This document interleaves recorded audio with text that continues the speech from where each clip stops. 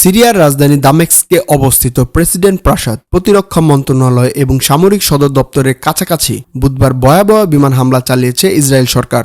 মধ্যপ্রাচ্যে রাজনৈতিক উত্তেজনা প্রতিনিয়তই নতুন নতুন রূপ নিচ্ছে, তবে এবারে হামলার গুরুত্ব একটু আলাদা, কারণ এই হামলাটি হয়েছে সিরিয়ার শহরের মধ্যখানে, অর্থাৎ রাজধানী দামেস্ক এবং প্রেসিডেন্ট প্রাসাদের খুবই কাছাকাছি। তাই বিষয়টি খুবই উদ্বেগজনক সিরিয়া সরকারের জন্য। তবে বিভিন্ন সোর্স থেকে জানা গেছে এই হামলায় অন্তত একজন নিহত হয়েছেন এবং প্রায় 18 জন আহত হয়েছেন। এই তথ্য নিশ্চিত করেছে সিরিয়ার স্বাস্থ্য মন্ত্রণালয়।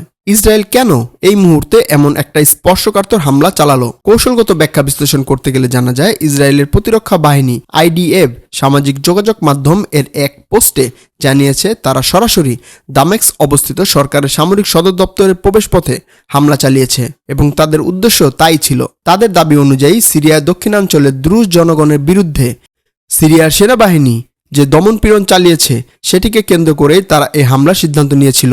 আর এজন্যই কিন্তু IDF অর্থাৎ ইসরায়েলের প্রতিরক্ষা বাহিনী আরও স্পষ্টভাবে বলেছে তারা ইসরায়েলি রাজনৈতিক নেতৃত্বের নির্দেশে এই হামলা চালিয়েছে এবং ভবিষ্যতের যে কোনো পরিস্থিতির জন্য তাদের সেনাবাহিনী প্রস্তুত থাকবে।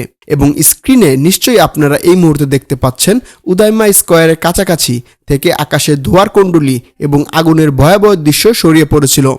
এই ফুটেজ সিরিয়ার স্থানীয় টিভি চ্যানেলে সম্প্রচারিত হয়েছিল। অপরদিকে সিরিয়ার রাষ্ট্রীয় সংবাদ সংস্থা সানা বলছে হামলার হতাহতদের ঘটনা ঘটেছে, তবে বিস্তারিত এখনই স্পষ্ট নয় বলে জানিয়েছে তারা। তবে প্রশ্নটা হলো, এই হামলার পেছনে ইসরায়েলের প্রকৃত উদ্দেশ্য কি? শুধু দ্রুজ জনগণের জন্য সহানুভূতি, নাকি এর পেছনে রয়েছে আরও গভীর রাজনৈতিক হিসাব? এই বিষয়ে ইসরায়েলের প্রতিরক্ষা মন্ত্রী ইসরায়েল কাটজ এক ভিডিও পোস্টে বলেছেন, তীব্র হামলা শুরু হয়েছে সিরিয়ার মধ্যে। তাদের এই বক্তব্য এবং কার্যক্রম থেকে এটা সুনিশ্চিত হয়ে গেছে যে ইসরায়েল আর সিরিয়ার ভেতরে সীমিত আকারে নয়, একেবারে কেন্দ্রবিন্দুতেই আঘাত করতে শুরু করেছে। এ হামলার পরপরেই তুরস্ক সরকারের প্রতিক্রিয়া এসেছে খুবই কড়া। দেশটির পররাষ্ট্র মন্ত্রণালয় এক বিবৃতিতে বলেছে, 14 বছরের যুদ্ধের পর সিরিয়ায় পুনর্গঠনের যেসব প্রচেষ্টা চলছে সেগুলো ইসরায়েল নস্যাৎ করে দিতে চাইছে, যার পেছনে মার্কিন সরকারের বড় ধরনের হাত রয়েছে।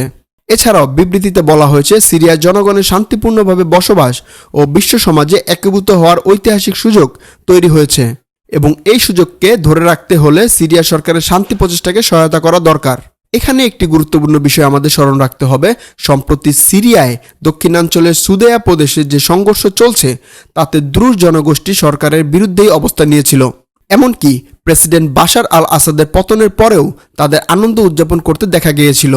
এজন্যই কিন্তু ইসরায়েল দাবি করছে দ্রুজদের রক্ষা এবং নিজেদের উত্তর সীমান্তের নিরাপত্তা নিশ্চিত করতেই তারা এই হামলা চালিয়েছে। তবে আরেকটি বড় ঘটনা হলো, আল জাজিরা তথ্য অনুযায়ী গত বছরের ডিসেম্বরে ইসলামপন্থী হায়াত তাহরি আল শামসের নেতৃত্বে সিরিয়ার বাশার আর সরকারের পতন হয়েছে।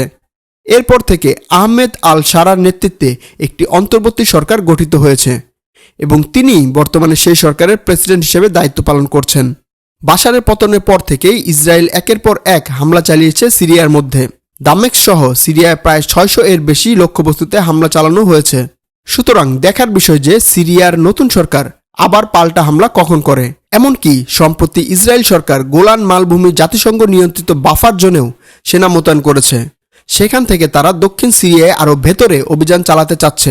এই অঞ্চলটা আগে সিরিয়া ও ইসরায়েলের মধ্যে কৌশলগত নিরাপত্তা সীমা হিসেবে বিবেচিত হতো, এখন সেই সীমাও যেন আর মানা হচ্ছে না। তবে আশার বিষয় হলো, আহমেদ আল সারার সরকারের ইসরায়েলের সঙ্গে সম্পর্ক স্বাভাবিক করার চেষ্টা করছে এবং এই উদ্যোগে যুক্তরাষ্ট্র সহায়তা করছে। এ প্রসঙ্গে গত মে মাসে সৌদি আরবের রিয়াদে ডোনাল্ড ট্রাম্পের সঙ্গে আহমেদ আল সারার সাক্ষাৎ হয়েছে। একেবারে ছোট করে যদি আমি আপনাদের বলি, তাহলে পুরো পরিস্থিতি বলতে মধ্যপ্রাচ্যের মানচিত্রে আবার এক বড় পরিবর্তনের সময় এসেছে। এজন্যই কিন্তু জরুরি ভিত্তিতে আন্তর্জাতিক মহলের উচিত বিষয়টিকে গুরুত্বের সঙ্গে দেখা। সিরিয়ার জনগণ বারবার যুদ্ধের শিকার হচ্ছে, আর এবার হামলা পৌঁছে গেছে একেবারে রাজধানীর প্রাণকেন্দ্রে। প্রসঙ্গত, দ্রুজ হলো এক ক্ষুদ্র ধর্মীয় গোষ্ঠী। তারা মূলত ইসলাম ধর্মের একটি শাখা হিসেবে বিবেচিত এবং সিরিয়া ছাড়াও লেবানন, ইসরায়েল ও তাদের বসবাস রয়েছে।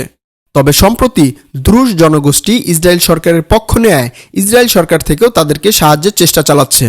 এই মুহূর্তে প্রশ্নটা হলো, এই সংঘাত আর কতদূর গড়াবে? আন্তর্জাতিক মহল কি শুধু নিন্দা জানিয়ে দায়িত্ব শেষ করবে, নাকি প্রকৃত কোনো সমাধান খোঁজার চেষ্টা করবে?